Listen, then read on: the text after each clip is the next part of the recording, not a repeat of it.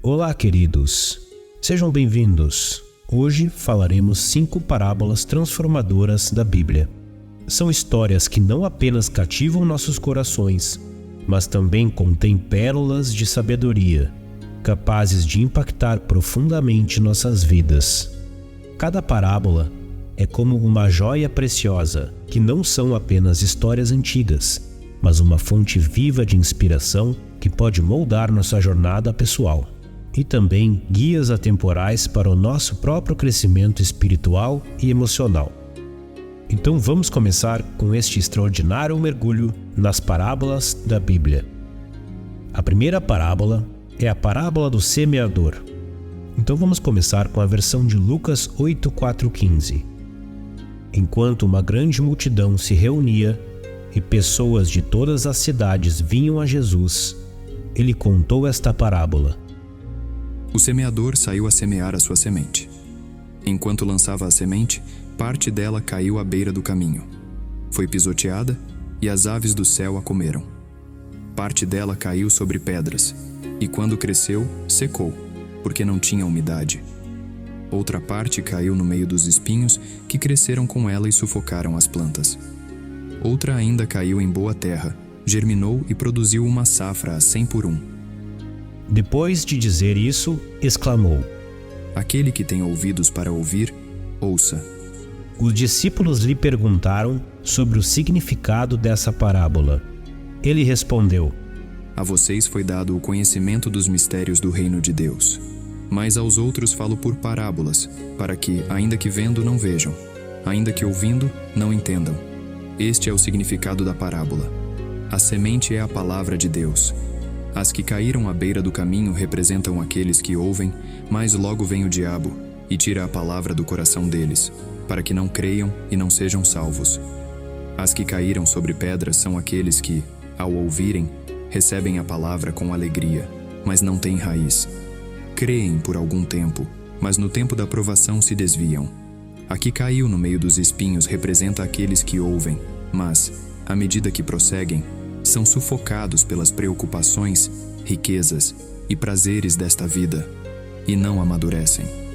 Mas a que caiu em boa terra representa aqueles que, com coração bom e generoso, ouvem a palavra, a retêm e dão fruto, perseverando com paciência. Esta parábola é uma das mais conhecidas e destaca a importância da receptividade do coração humano à palavra de Deus. O semeador representa aquele que compartilha a mensagem, enquanto os diferentes tipos de solo simbolizam as várias maneiras como as pessoas recebem a mensagem. A mensagem pode ser sufocada por preocupações mundanas, falta de raízes ou ação do maligno, mas quando cai em boa terra, um coração receptivo, ela produz fruto abundante. Jesus ensina sobre a necessidade de ter corações abertos e receptivos à palavra para que ela possa transformar vidas. A segunda parábola é a do filho pródigo, em Lucas 15:11-32.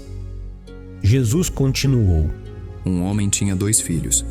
O mais novo disse ao seu pai: Pai, quero a minha parte da herança. Assim ele repartiu sua propriedade entre eles. Poucos dias depois, o filho mais novo ajuntou tudo o que tinha e foi para uma região distante. E lá desperdiçou os seus bens vivendo irresponsavelmente. Depois de ter gasto tudo, houve uma grande fome em toda aquela região e ele começou a passar necessidade. Por isso foi empregar-se com um dos cidadãos daquela região, que o mandou para o seu campo a fim de cuidar de porcos. Ele desejava encher o estômago com as vagens de alfarrobeira que os porcos comiam, mas ninguém lhe dava nada. Caindo em si, ele disse: Quantos empregados de meu pai têm comida de sobra e eu aqui, morrendo de fome? Eu me porei a caminho e voltarei para meu pai e lhe direi: Pai, pequei contra o céu e contra ti. Não sou mais digno de ser chamado teu filho. Trata-me como um dos teus empregados. Então ele se pôs a caminho e voltou para seu pai. Estando ainda longe, seu pai o viu e, cheio de compaixão, correu para seu filho e o abraçou e beijou. O filho lhe disse: Pai, pequei contra o céu e contra ti. Não sou mais digno de ser chamado teu filho. Mas o pai disse aos seus servos: Depressa, tragam a melhor roupa e vistam nele. Coloquem um anel em seu dedo e calçados em seus pés. Tragam um novilho gordo e matem-no. Vamos fazer uma festa e alegrar-nos, pois este meu filho estava morto e voltou à vida. Estava perdido e foi achado. E começaram a festejar. Enquanto isso, o filho mais velho estava no campo. Quando se aproximou da casa, ouviu a música e a dança. Então chamou um dos servos e perguntou-lhe o que estava acontecendo. Este lhe respondeu: Seu irmão voltou e seu pai matou o novilho gordo, porque o recebeu de volta são e salvo. O filho mais velho encheu-se de ira e não quis entrar. Então seu pai saiu e insistiu com ele. Mas ele respondeu ao seu pai: Olha, todos esses anos tenho trabalhado como um escravo para ti e jamais desobedeci uma ordem tua. Contudo, tu nunca me deste um cabrito sequer para eu festejar com os meus amigos. Mas quando chegou este teu filho, que esbanjou os teus bens com prostitutas, matas para ele o novilho gordo. Disse o pai: Meu filho, você está sempre comigo, e tudo o que tenho é seu. Mas nós tínhamos que celebrar e alegrar-nos, porque este seu irmão estava morto e voltou à vida. Estava perdido e foi achado. A parábola do filho pródigo é uma poderosa narrativa que destaca o amor incondicional e a misericórdia de Deus. O filho mais novo pede sua herança, parte para uma vida de extravagância e acaba desperdiçando tudo. Em sua miséria, ele decide voltar para seu pai, arrependido. O pai, cheio de compaixão, corre para abraçá-lo e o recebe de volta com grande alegria. Isto ilustra o perdão divino e a disposição de Deus em receber aqueles que se arrependem, independentemente de suas falhas passadas. A parábola também aborda a atitude do filho mais velho, destacando a necessidade de superar o orgulho e celebrar a restauração de quem estava perdido. A terceira parábola é a do bom samaritano, em Lucas 10, 25-37. Um especialista na lei levantou-se e, para pôr Jesus à prova, perguntou: Mestre, o que preciso fazer para herdar a vida eterna? O que está escrito na lei? Respondeu Jesus. Como você a lê? Ele respondeu: Ame o Senhor, o seu Deus, de todo o seu coração, de toda a sua alma, de todas as suas forças e de todo o seu entendimento. E ame o seu próximo como a si mesmo. Disse Jesus: Você respondeu corretamente. Faça isso e viverá. Mas ele queria justificar-se, então perguntou a Jesus: E quem é o meu próximo? Em resposta, Jesus disse: Um homem descia de Jerusalém para Jericó quando caiu nas mãos de assaltantes. Estes lhe tiraram as roupas, espancaram-no e se foram, deixando-o meio morto. Aconteceu que um sacerdote estava descendo pela mesma estrada. Quando o viu, passou pelo outro lado. Da mesma forma, um levita chegou àquele lugar. Quando o viu, passou pelo outro lado.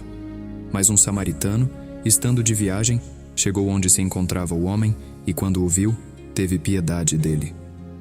Aproximou-se dele e fez curativos em suas feridas, derramando nelas vinho e óleo.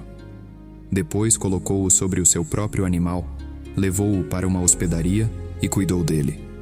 No dia seguinte, deu 2 denários ao hospedeiro e disse-lhe: Cuide dele. Quando eu voltar, pagarei todas as despesas que você tiver. Qual destes 3 você acha que foi o próximo do homem que caiu nas mãos dos assaltantes?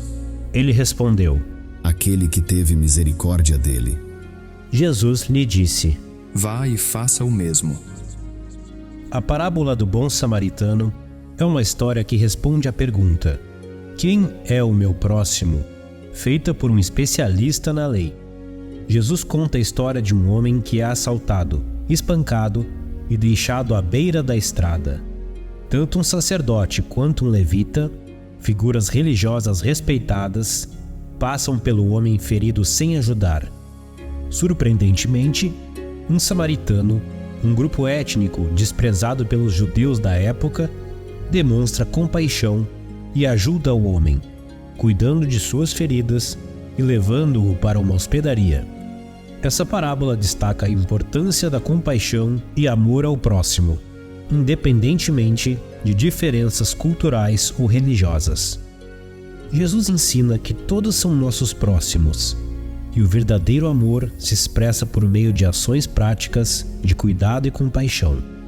A mensagem é desafiadora, chamando-nos a ir além das barreiras e preconceitos para ajudar aqueles que precisam, seguindo o exemplo do bom samaritano. A quarta é a parábola do joio e do trigo, em Mateus 13, 24, 30 e 36, 43. Aqui está a versão de Mateus 13, 24, 30. Jesus contou-lhes outra parábola. O reino dos céus é como um homem que semeou boa semente em seu campo. Mas enquanto todos dormiam, veio o seu inimigo e semeou joio entre o trigo, e retirou-se. Quando o trigo brotou e formou espigas, o joio também apareceu. Os servos do dono do campo foram até ele e disseram: Senhor, não semeaste boa semente em teu campo? Então, de onde veio o joio? O dono do campo respondeu: Um inimigo fez isso. Os servos perguntaram: Queres que vamos e o arranquemos? Não, disse ele, porque ao separar o joio vocês poderiam arrancar com ele o trigo. Deixem que cresçam juntos até a colheita. No tempo da colheita direi aos ceifeiros: Ajuntem primeiro o joio e amarrem-no em feixes para ser queimado. Depois, colham o trigo e levem-no para o meu celeiro. E agora a versão de Mateus 13, 36, 43, da parábola do joio e do trigo. Então, deixando a multidão, Jesus foi para casa. Seus discípulos aproximaram-se dele e pediram: Explica-nos a parábola do joio no campo. Ele respondeu: Aquele que semeia a boa semente é o Filho do Homem. O campo é o mundo, e a boa semente são os filhos do reino. O joio são os filhos do maligno, e o inimigo que o semeou é o diabo. A colheita é o fim desta era, e os ceifeiros são anjos. Assim como o joio é colhido e queimado no fogo, assim também acontecerá no fim desta era. O Filho do Homem enviará os seus anjos, e eles tirarão do seu reino tudo o que faz tropeçar e todos os que praticam o mal. Eles os lançarão na fornalha ardente, onde haverá choro e ranger de dentes. Então os justos resplandecerão como o sol no reino de seu Pai. Aquele que tem ouvidos, ouça. Nesta parábola, Jesus compara o reino dos céus a um campo onde um homem semeia trigo, mas seu inimigo semeia joio. O joio representa os filhos do maligno, enquanto o trigo representa os filhos do reino. Os servos querem arrancar o joio, mas o dono do campo instrui a deixar ambos crescerem juntos até a colheita. No final, os ceifeiros, anjos, separarão o joio do trigo, e o joio será queimado, enquanto o trigo será recolhido no celeiro. Essa parábola destaca a coexistência do bem e do mal no mundo e a sabedoria divina em permitir que ambos cresçam até o tempo da colheita, quando haverá um julgamento final. Ela ensina sobre a paciência de Deus, sua soberania sobre o reino e a promessa de um dia separar o justo do ímpio. A quinta é a parábola do fariseu e do publicano. Veremos a versão de Lucas 18, 9 e 14. Jesus também contou esta parábola a alguns que confiavam em sua própria justiça e desprezavam os outros. 2 homens subiram ao templo para orar. Um era fariseu e o outro publicano. O fariseu, em pé, orava no íntimo: Deus, eu te agradeço, porque não sou como os outros homens, ladrões, corruptos, adúlteros, nem mesmo como este publicano. Jejuo 2 vezes por semana e dou o dízimo de tudo quanto ganho.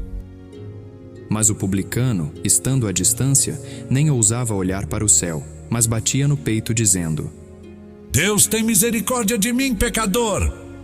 Digo-vos que este desceu justificado para sua casa, e não aquele, porque todo o que se exalta será humilhado, mas o que se humilha será exaltado. Nesta parábola, Jesus contrasta a atitude do fariseu e do publicano durante a oração no templo.